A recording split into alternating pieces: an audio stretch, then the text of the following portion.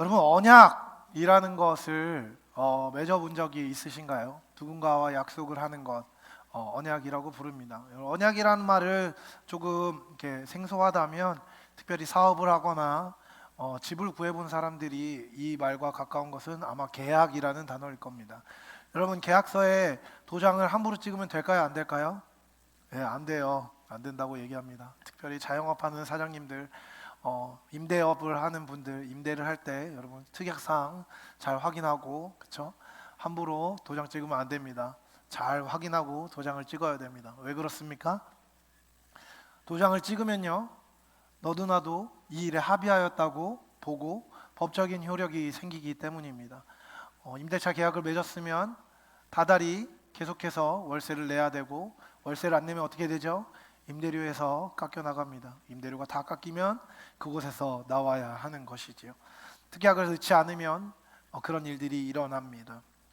여러분, 의무와 책임은 함께 가는 것입니다. 약속을 하게 되면요, 그 약속에 따르는 유익과 좋은 것들을 누릴 수 있지만, 또한 더불어서 그 약속의 유익을 누리기 위해 치러야 하는 대가도 함께 있습니다.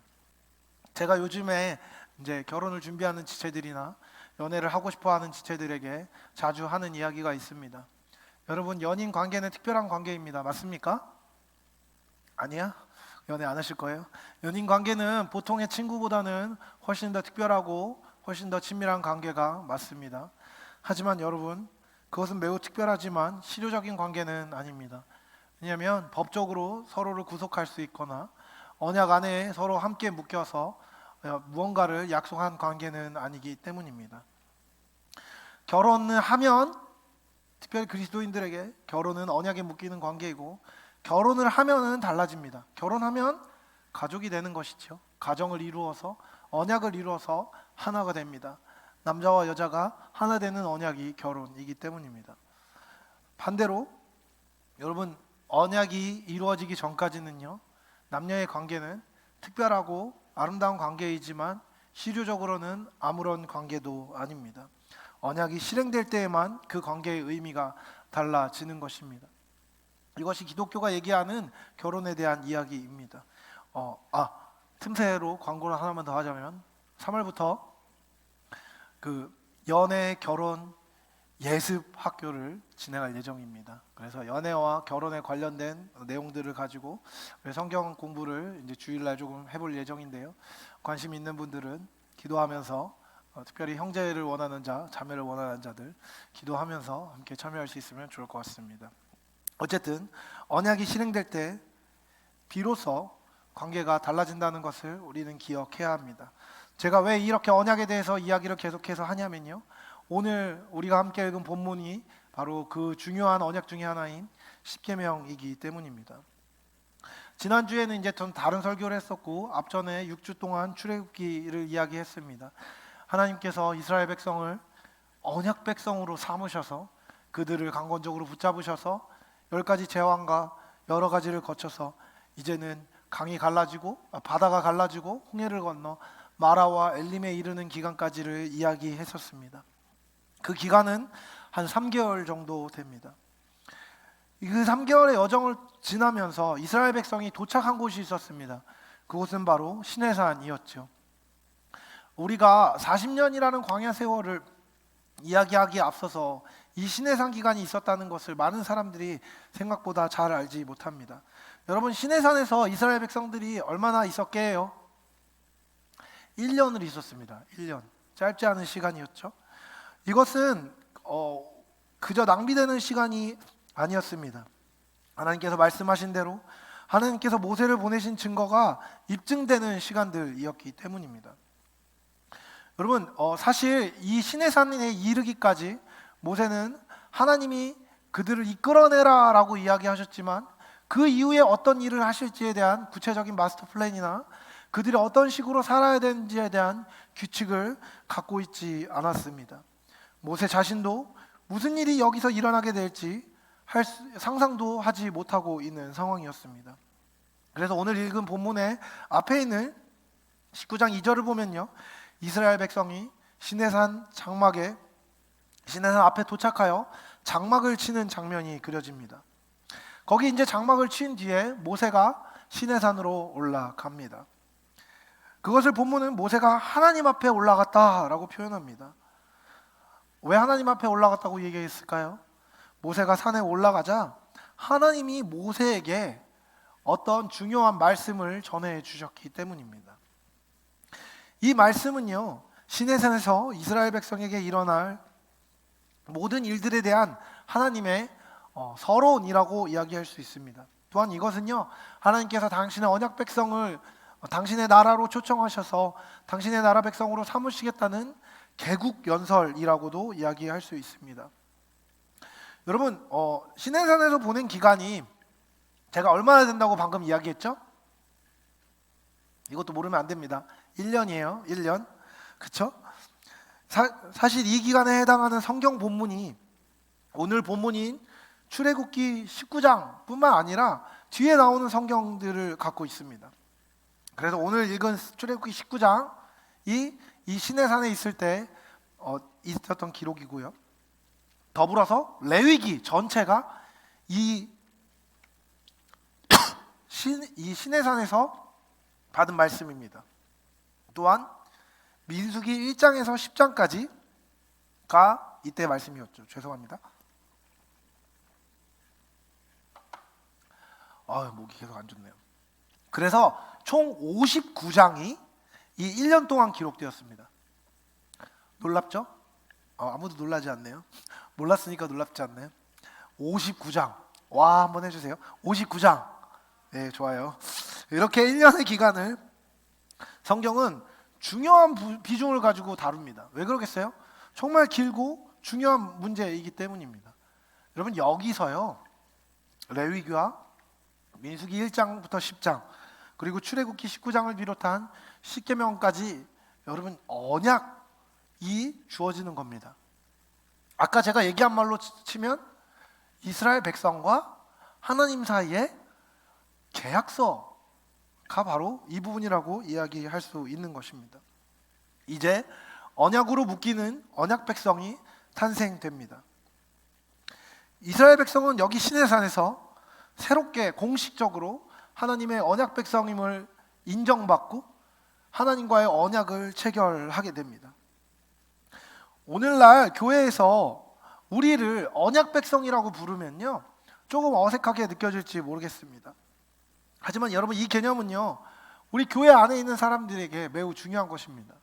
여러분, 하나님과 여러분은요, 언약으로 맺어진 관계입니다. 그 언약의 속성에 대해서 우리는 알 필요가 있습니다. 언약의 핵심적인 조항을 담고 있는 것은 십계명입니다. 흔히 이 십계명을 도덕 언약이라고 부르기도 하지만 이 십계명에는 도덕을 넘어서는 하나님과 하나님 백성 사이에 가장 중요한 언약이 기록되어 있습니다. 오늘 우리가 함께 읽은 본문은요, 그 중에서도 첫 번째 계명입니다. 교회사를 통해 봐도 십계명은 교리 공부에 중요한 몫을 담당합니다. 특별히 구약이나 신약 성경에서도 이 십계명은 매우 중요합니다. 구약 성경에는 십계명이 두 군데 나옵니다. 출애굽기 20장 그리고 신명기 5장입니다. 출애굽기 20장은 하나님이 처음으로 그 말씀을 주신 장면이고요. 신명기 5장에서는요, 모세가 죽기 전에 하나님께서 주셨던 십계명을 다시 리마인드하는 것입니다.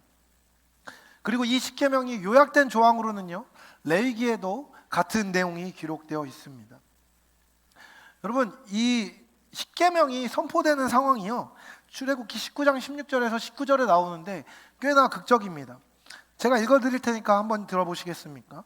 셋째 날 아침, 즉 시내산에서 내려온 셋째 날 아침에 우레와 번개와 빽빽한 구름이 산 위에 있고 나팔 소리가 매우 크게 들리니 진중에 있는 모든 백성이 다 떨더라. 모세가 하나님을 맞으려고 백성을 거느리고 진에서 나오니 그들이 산 기슭에 서 있는데 시내산에 연기가 자욱하니 여호와께서 불 가운데서 거기 강림하심이라. 그 연기가 온기 가마 연기같이 떠오르고 온 산이 크게 진동하며 나팔 소리가 점점 커질 때 모세가 말한즉 하나님이 음성으로 대답하시더라. 흥미롭지 않습니까? 굉장히 신령한 분위기 안에서 하나님께서 나타나셔서 이스라엘 백성에게 너희들이 반드시 알아야 되는 10가지 조항에 대해서 이야기해 주시는 것입니다. 특별히 십계명은 하나님이 직접 말씀하셨을 뿐만 아니라 돌판에 하나님께서 직접 기록하셨다고 성경이 기록합니다. 더불어서 십계명은 어떤 식으로 보관되는지 아십니까? 이제 모세가 두 번째 돌판들을 가지고 내려왔을 때 이 십계명은 하나님의 성소의 법궤 안에 들어가게 됩니다. 이것은요, 하나님의 이스라엘의 삶에 함께 하시는 분이라는 하나님의 임재를 상징하는 것으로 그곳에 보관되어 있었습니다. 십계명은 그만큼 매우 중요한 것이었죠. 여러분, 이 십계명은요, 그 자체로 하나님의 언약의 내용을 가리킬 뿐만 아니라 하나님이 이스라엘 백성과 함께 계시다는 계약서이기도 했습니다. 여러분, 그렇다면 이 십계명은 왜 주어진 것일까요? 십계명은 여러분이 정상적인 성경책을 갖고 있으면 십계명은 보통 맨 마지막 쪽에 기록되어 있습니다. 나 위에 다른 신을 섬기지 말라, 우상을 만들지 마라, 이름을 망령되이 부르지 마라, 안식일을 거룩하게 기억하여 지키라, 부모를 공경하라, 살인, 간음, 도둑질, 거짓 증거 하지 말라, 내 이웃의 집을 탐내지 말라. 여러분, 이 구체적인 10가지 내용을 보면 약간 숨막힐지도 모르겠습니다. 뭐뭐 하지 말라, 뭐뭐 하지 말라, 무언가 조항으로 사람을 옥죄이는 것 같은 느낌이 들지요. 여러분, 십계명은 왜 주어졌을까요? 여러분, 이 십계명을 지키면 너희들을 내가 백성 삼아 주겠다라는 구원의 조건으로 하나님께서 십계명을 주셨을까요? 만약 그렇다면요, 여러분, 언약 백성이 될 수 있는 사람은 아무도 없을 것입니다.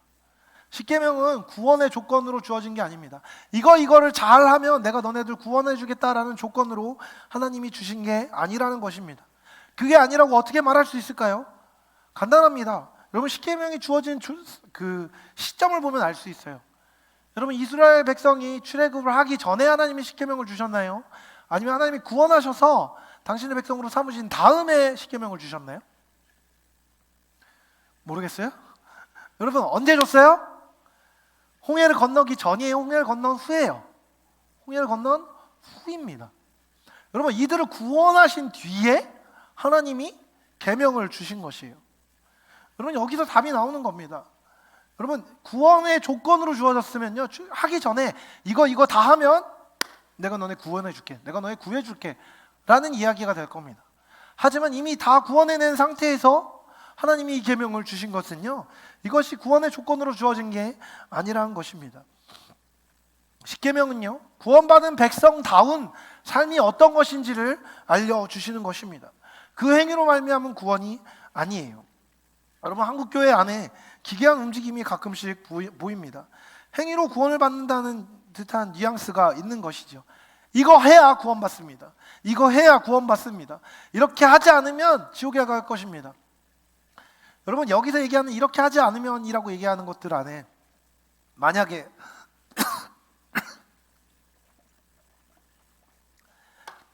하나님께 죄송합니다. 구원을 받기 위한 어떤 조건이 들어간다면 그것은 기독교가 아닙니다. 헌금 안 하면 구원 못 받아. 기독교가 아닙니다. 착한 일 안 하면 구원 못 받아. 기독교가 아닙니다. 여러분, 오직 의인은 믿음으로 말미암아 사는 것입니다. 우리는요, 애초에 선한 일을 행할 능력을 갖고 있지 않습니다. 우리가 선한 일을 행할 수 있는 이유는요, 은혜가 있기 때문입니다. 우리 안에 착한 일을 하나님이 시작하게 했기 때문입니다. 우리 안에 선을 행할 능력을 하나님이 허락하시면 그때 비로소 선을 행할 수 있는 것입니다. 선행은요, 은혜에 기반합니다. 그리고 은혜는 행함의 열매로 증명되는 것이지요. 그렇지 않으면 방종으로 갑니다. 여러분, 이것은 말장난이 아닙니다.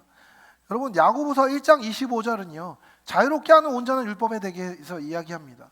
자유롭게 하는 온전한 율법을 들여다보고 있는 자는 듣고 잊어버리는 자가 아니요 실천하는 자니 이 사람은 그 행하는 일에 복을 받으리라. 여러분, 율법은요, 구원의 길을 위해 주어진 것이 아닙니다. 이렇게 하면 구원 받는다가 아니에요. 구원 받았다면 이와 같은 삶을 기뻐하며 살 수 있게 되고, 이와 같은 삶을 살지 않으면 구원받은 자로서 괴로울 수밖에 없다라는 이야기인 것이지요. 이렇게 지켜라, 너희들이 구원받을 것이다 가 십계명이 아닙니다. 오히려 내가 너희를 구원해내었으니 구원해낸 너희 삶을 가치 있고 온전한 삶으로 이렇게 살도록 하라가 십계명이라는 것입니다. 여러분, 이 십계명은요 언약의 형식을 담고 있습니다. 오늘 읽은 본문 1절 2절을 제가 읽겠습니다. 하나님이 이 모든 말씀으로 말씀하여 이르시되 나는 너를 애굽 땅 종 되었던 집에서 인도하여 낸 내 하나님 여호와니라 라고 하나님 말씀하십니다. 여러분, 갑자기요 하나님이 하나님인 거 다 알고 있는데 통성명하듯이 자기 이름을 짜잔 하고 드러냅니다. 이것은 무엇을 이야기할까요? 여러분, 계명의 주체이신 하나님이 당신을 보여주시는 것입니다. 이 구절을 유대인들은 제1계명으로 보기도 합니다. 흔히 십계명은 두 돌판에 새겨졌다고 사람들이 이야기하지요. 특별히 언약적 관점에서 십계명을 두 부분으로 나눕니다. 1계명에서 4계명까지, 그리고 5계명부터 10계명까지입니다. 1계명부터 4계명까지는요 백성과 하나님 사이의 계약이라고 이야기합니다. 하나님을 향하여서 어떻게 대해야 되는지가 1계명부터 4계명에 나옵니다. 그리고 5계명부터 10계명까지는요 하나님이 허락하신 이웃들과의 관계를 어떻게 맺어야 하는지에 대한 가르침이기도 하지요. 여러분, 이 10가지 계명이 어떤 식으로 나온지를 구약학자들이 연구하면서 한 가지 발견한 것이 있는데, 이 십계명의 구조가 히타이트족이 정복한 나라와 조약을 맺는 고대 근동의 조약서의 형식과 매우 유사하다는 것입니다. 여러분, 이스라엘 백성이 하나님과 언약을 맺는다고 이야기할 때 누가 갑이고 누가 을일까요? 그것을 생각해 본 적이 있으신가요?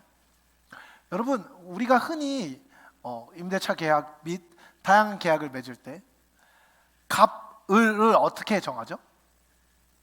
갑이 보통은 더 힘이 있고 재화를 가지고 있고 그 재화를 사용해 주도록 하는 주체입니다. 을은 누구죠? 그 갑에게 종속돼요. 계약을 이행하고 그 계약을 이행함으로 말미암아 갑이 제공하는 무언가를 받는 것, 그게 을이지요. 그렇죠? 여러분, 하나님과 이스라엘 백성이 언약을 맺는다고 할 때 누가 갑이어야 할까요? 이스라엘 백성이 갑일까요?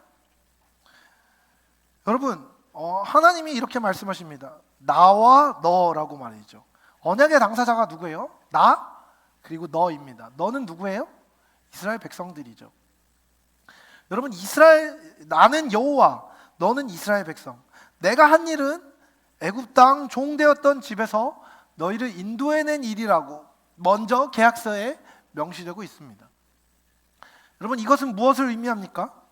이스라엘 백성들을 하나님이 구조해 주셨고 그들의 생명을 살려주신 상태에서 계약이 이루어지고 있다는 것입니다. 여러분, 이스라엘 백성이 종살이했던 기간이 총 몇 년 정도 되었죠? 430년 정도입니다. 여러분, 430년간 이스라엘이 이집트 땅에서 살았는데 요셉을 모르는 왕이 통치한 시기를 우리 역사학자들은 230년 정도라고 이야기합니다. 그러니까 200여 년이 지난 뒤부터 230여 년간 종살이를 한 것이지요. 여러분, 이스라엘 백성이 어쨌든 200년 넘는 기간 동안 종살이를 했다고 생각해 보십시다. 여러분, 그 종의 신분을 가진 채로 200년을 살았다는 건 어떤 의미일까요? 여러분, 우리가 일제 치하에서 강제로 병합되어서 살았던 시기가 몇 년이었죠? 분위기 안 좋아지네요. 몇 년 정도 됐죠? 한 50여 년 정도 됐다고 이야기합니다. 그렇죠? 여러분, 근데 그 50년의 역사가 우리나라 사람들에게 어떤 상처를 남겼죠?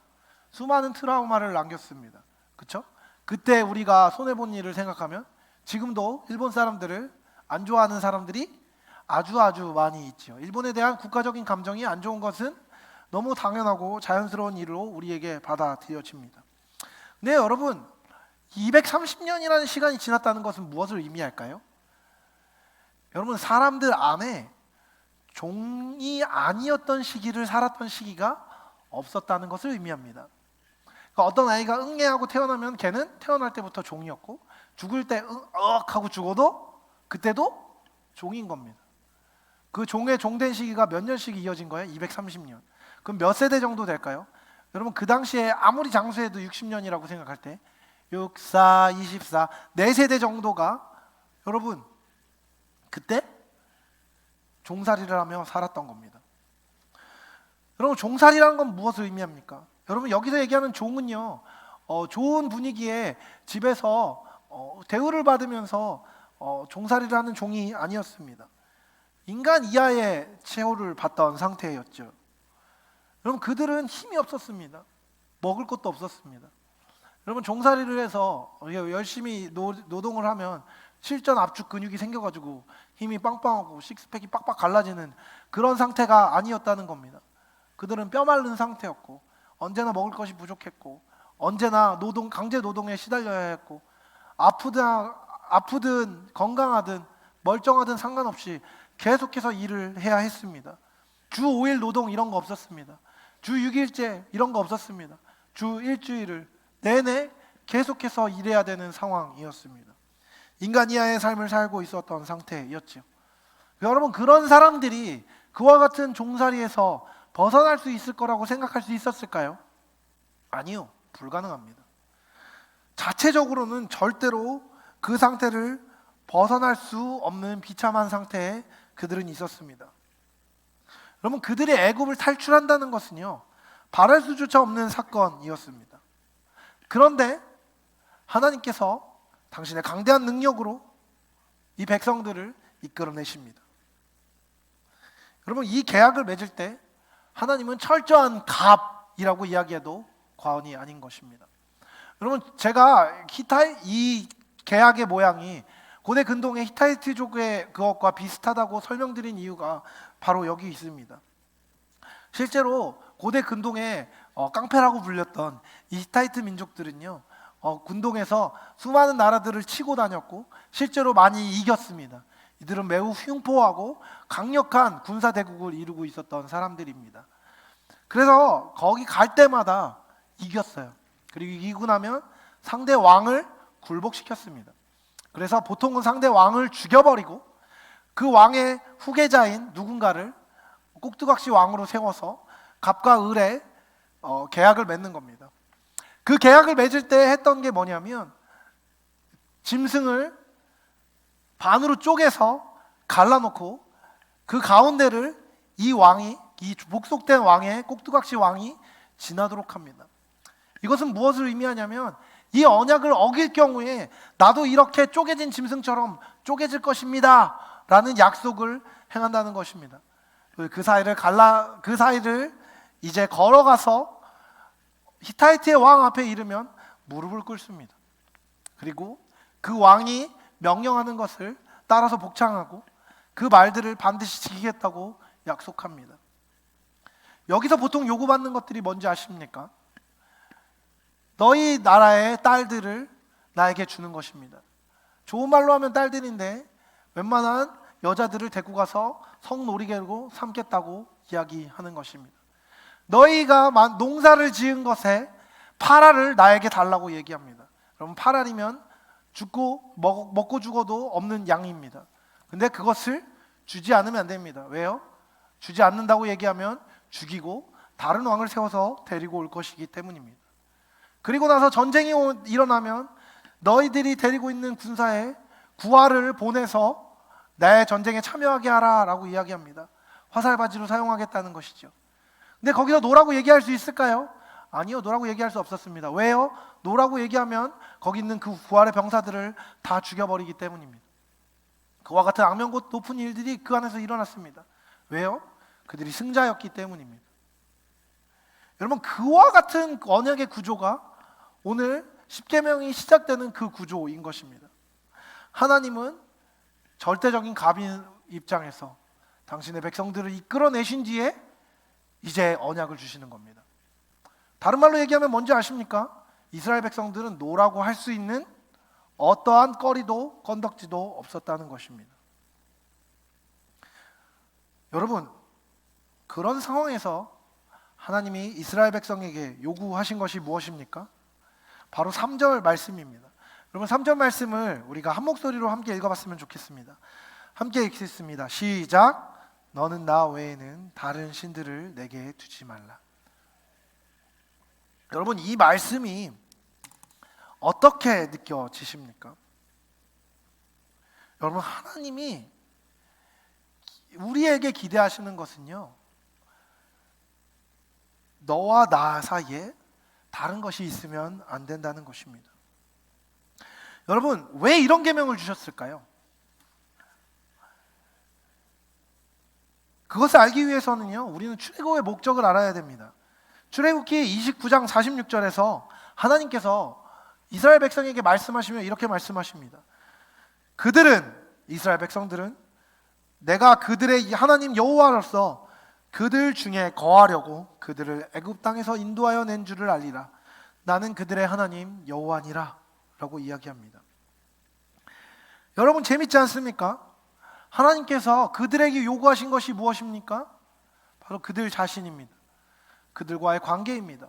그들과 얼굴을 맞대고 다른 어떤 것에도 방해받지 않는 관계를 하나님은 요구하고 계신 겁니다. 여러분 하나님은요, 이스라엘 백성의 재물을 요구하지 않으셨습니다. 너희들이 갖고 있는 모든 것을 나에게 바쳐라 라고 말씀하지 않으십니다. 너희들을 나를 위해서 일을 하라고 요구하지 않습니다. 그들이 쎄 빠지게 일해서 하나님의 나라를 건축하고 성전을 건축하게 하기 위해서 하나님이 그들을 부르신 것이 아니라는 것입니다. 하나님의 요구는 그들의 영혼 자체였습니다. 그들의 존재 자체였습니다. 하나님이 언약을 시작하시는 중요한 이유가 뭔지 아십니까? 하나님이 이스라엘 백성의 하나님이 되시고 언약의 당사자인 이스라엘 백성, 그리고 신약교회에서는 그리스도를 통해 부름받은 우리 자신을 하나님의 백성으로 삼으시기 위함입니다. 여러분 나 외에는 이라고 번역된 것은요, 히브리어로 알파님이라고 이야기합니다. 이 파님이란 단어는요, 얼굴입니다. 내 앞에서, 내 면전 앞에서로 번역된 이 말은요, 내 얼굴 앞에, 너의 얼굴 앞에 그 어떤 것도 다른 것이 없도록 하라라는 이야기입니다. 여러분 하나님이 이와 같이 독점적인 관계를 원하시는 것은 마치 사랑하는 연인들과 같습니다. 여러분 사랑하는 연인들은요, 방해받는 것을 원하지 않습니다. 함께할 때 독점적인 관계를 원하는 것이죠. 함께할 때 단둘만 있는 관계를 원하는 것입니다. 감사합니다. 여러분 처음 연애를 시작한 커플들은요, 보면 너무나 꼴불견입니다. 그렇지 않으십니까? 같이 있고 싶습니다. 함께 있고 싶지요. 그래서 같이 놀다가 이제 집에 들어가야 되는데 마지막 버스까지 함께 있습니다. 그리고 여러분 인천에 살고 노원구에 살든 광주에 살고 인천에 살아도요, 서로를 집에다 데려다 줍니다. 인천에 살던 남자친구가 서울에서 놀다가도 광주까지 데려다 주고, 그 남자친구가 그렇지 않다고 그 남자친구의 바가지를 긁지는 마십시오. 어쨌든 깊이 사랑을 하는 남자들이라면 정말 비효율적으로 일을 합니다. 그리고 합리적이지 않습니다. 그리고 정상적이지 않습니다. 핸드폰이 뜨거워질 때까지 통화를 하고, 물론 요즘에는 뭐 다 그냥 이어폰으로 하는 것 같긴 한데, 그저 핸드폰이 뜨거워질 때까지 통화를 하고, 통화를 하다가 잠들고 그딴 짓을 합니다. 그쵸? 여러분 왜 그렇습니까? 좋아서 그런 거예요. 그 관계가 기쁜 것입니다. 그 관계 자체가 목적이 되는 것이죠.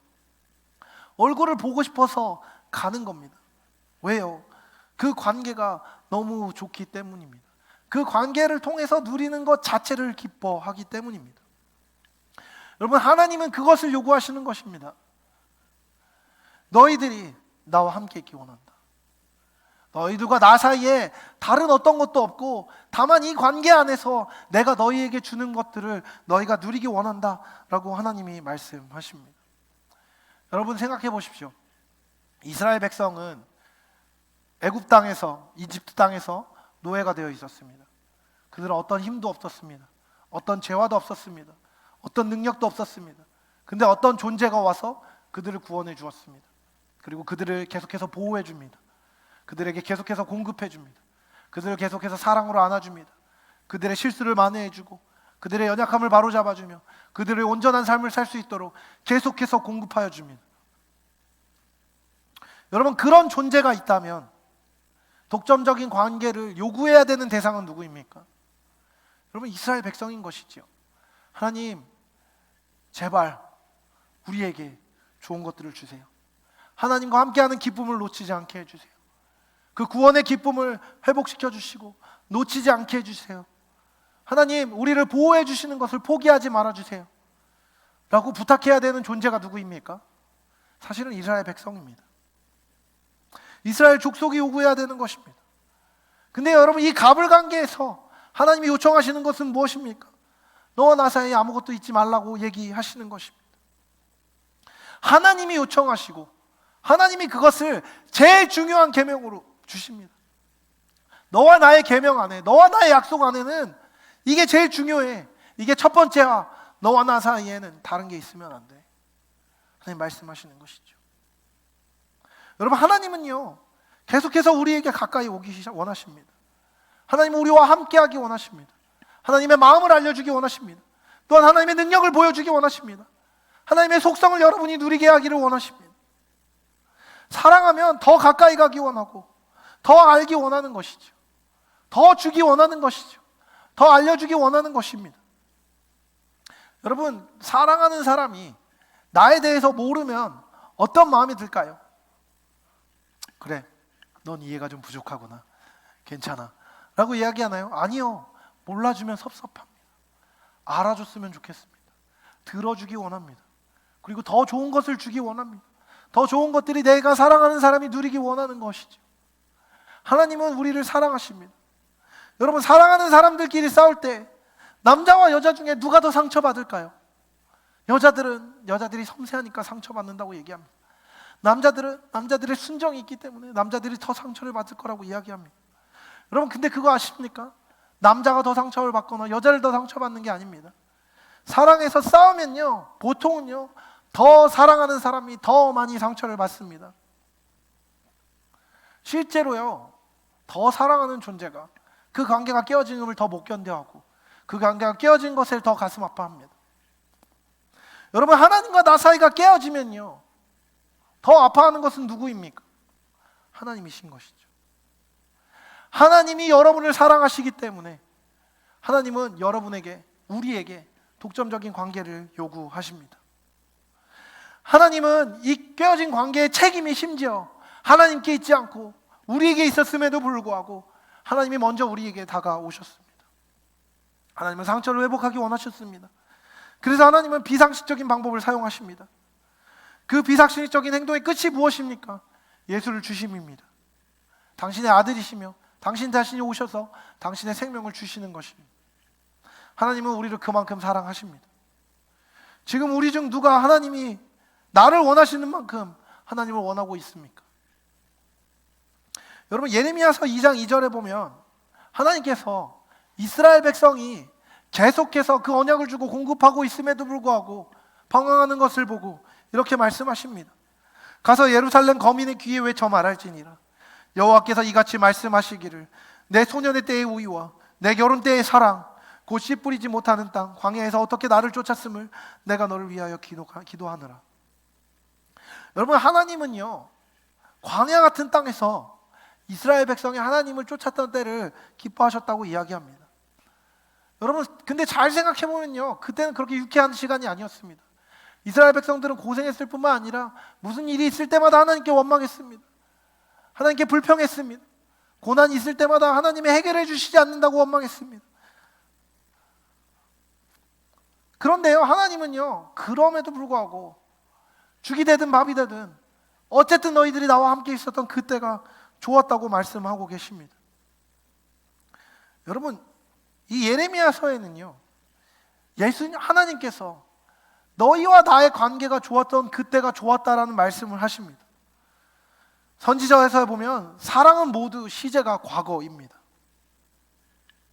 하나님이 여러분과 함께 하셨던 언젠가가 좋았다고 하나님은 돌아오라고 계속 말씀하십니다. 여러분, 저에게는 동일한 두려움이 있습니다. 여러분, 고개를 들어보십시오. 여러분, 하나님을 사랑하십니까? 하나님이 여러분을 사랑한다는 것을 알고 계십니까? 여러분, 아니면 옛날엔 좀 사랑했었던 것 같은데 지금은 아닌 것은 아닙니까? 여러분, 사랑이 과거에 머무는 것은요 너무나 슬픈 일입니다. 사랑은요 매일같이 커져야 하는 것입니다. 더 아름다워져야 하는 것입니다. 더 순결해져야 하는 것입니다. 결혼을 하고 여러분 가정을 이루어서 이야기할 때 아내의 손을 꼭 붙잡고 아내와 뽀뽀하고 아내와 키스하고 아내를 안는 일들을 하지 않으면서 이렇게 이야기한다고 합니다. 가족끼리 그러는 거 아니에요. 여러분 정말 그렇습니까? 제가 가장 사랑하는 아내와 여러분 처음 연애할 때 처음 신혼 때만큼 불같은 사랑이 아니라고 하더라도 저는 그때보다 지금 아내를 더 사랑합니다.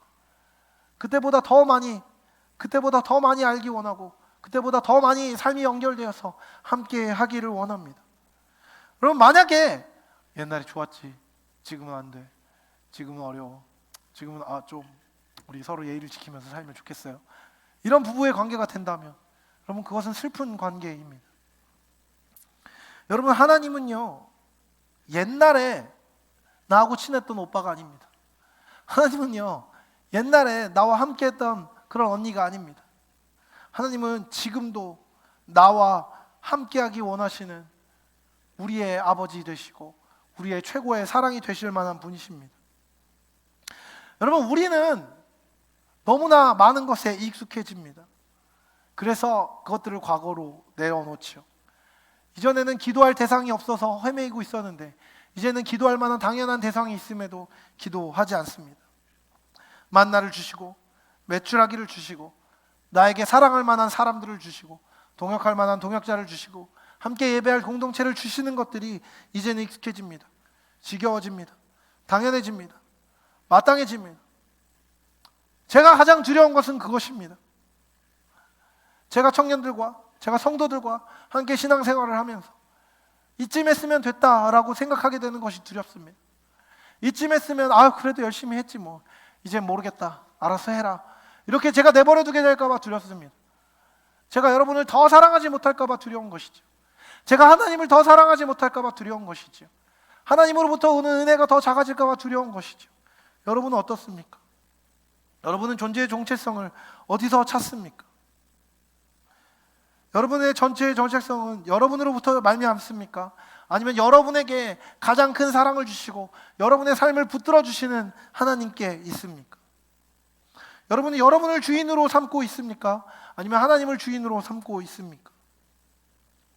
여러분, 우리는요 자격이 없는 사람들입니다. 우리는 하나님의 걸작품이지만 우리를 지으신 하나님의 품을 떠나서 제 갈 길로 가고 있는 사람들입니다. 근데 그럼에도 불구하고 하나님은 계속해서 우리를 붙잡으십니다. 계속해서 찾으십니다. 계속해서 임의로 행하고 있는 이들을 향해서 포기하지 않고 지성의 말을 건네십니다. 여러분 그렇게 할 때 여러분 하나님께 어떻게 반응하시겠습니까? 여러분 다윗은요 일개 목동이었습니다. 하지만 그는 왕이 되었죠. 수많은 어려움과 역경을 거친 뒤에 왕이 되었습니다. 왕이 된 뒤에도 넘어졌습니다. 하지만 다시 일어났죠. 그 수많은 삶의 굴곡을 거치면서 다윗이 했던 고백입니다. 사람이 무엇이건대 주께서 저를 생각하시며 인자가 무엇이건대 주께서 저를 권고하시나이까. 여러분 다윗은요 자기가 자격 없는 사람임을 알았습니다. 그는 유능했고 잘생겼고 싸움도 잘했고 노래도 잘했고 왕이 될 만한 사람이었지만 사람을 죽였고 속였고 거짓말하고 남의 아내를 취하는 죄를 범했습니다.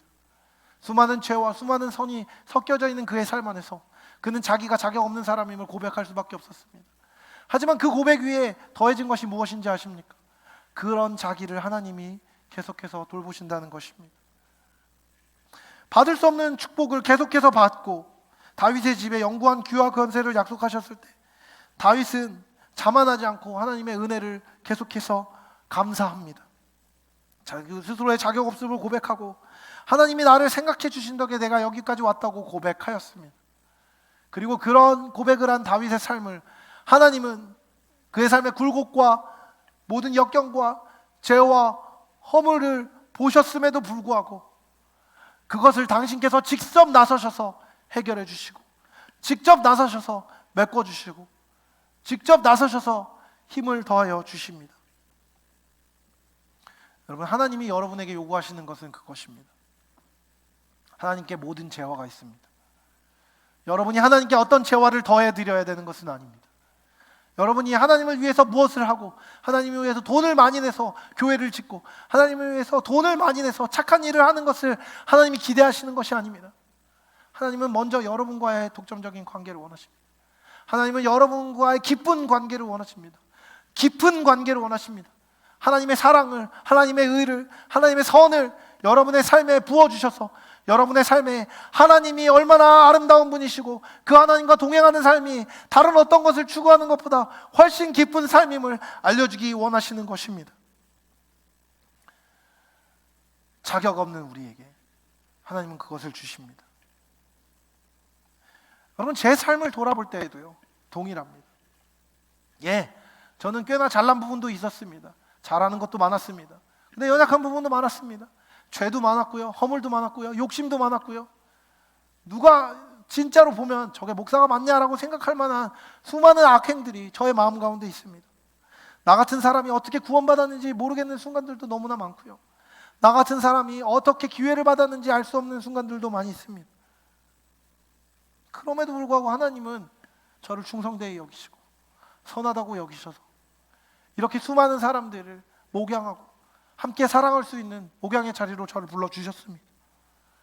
그 은혜가 저에게 얼마나 큰지 오늘 말씀을 생각하며 다시 한번 깨닫습니다. 예, 저는 여기 있는 여러분 한 사람 한 사람이 이곳에 앉아있는 게 당연하다고 생각하지 않습니다. 여러분이 하나님을 추구하는 삶을 살도록 한 걸음 한 걸음 인도하시는 하나님의 은혜가 있지 않으면 여기 앉아있을 수 있는 사람이 아무도 없는 것이죠. 더불어서 여러분, 제가 설교할 수 있는 기회도 당연한 것이라고 여기지 않습니다. 30-40분 동안 혼자 떠들어대는 것을 가만히 앉아서 들어주는 것이 얼마나 귀하고 놀라운 일인지에 대해서 잘 알고 있습니다. 하지만 여러분, 기억하십시오. 여러분 또한 그 은혜를 받는 것이 당연한 것이 아닙니다. 여러분, 은혜에 익숙해지는 것을 경계하십시오. 여러분이 이 공동체가 당연하다고 여기는 것을 경계하십시오. 당연히 나는 그럴 만한 사람이라고 여기는 것을 경계하십시오. 여러분, 여러분을 향한 하나님의 사랑은 너무나 아름다운 것입니다. 너무 큰 것입니다. 대가 없이 주어졌지만 공짜가 아닌 것입니다. 길들여지며 하나님의 은혜를 당연한 것으로 여기는 것이 아니라 부어주신 하나님 은혜를 감사하며 그 은혜 앞에 반응하며 그 은혜로 말미암아 기뻐하고 참으로 선을 행하는 자들이 여러분이 되어야 하는 것입니다. 하나님의 요청은 기독교 왕국이 아닙니다. 여러분 한 사람 한 사람이 사랑으로, 하나님이 허락하시는 사랑으로 참됨과 바름을 누리는 삶입니다. 그리고 나 자신이 하나님을 사랑하며 같은 사랑을 가진 사람들이 서로 사랑하며 그 사랑의 파동이 펼쳐져 나가는 것을 하나님은 원하시는 것입니다. 그 주님의 사랑 안에 거하며 사랑하기를 포기하지 않고 끝까지 사랑 안에 거하며 함께 누리는, 그 은혜를 누리는 저와 여러분이 될 수 있길 사랑하는 주님의 이름으로 축복합니다.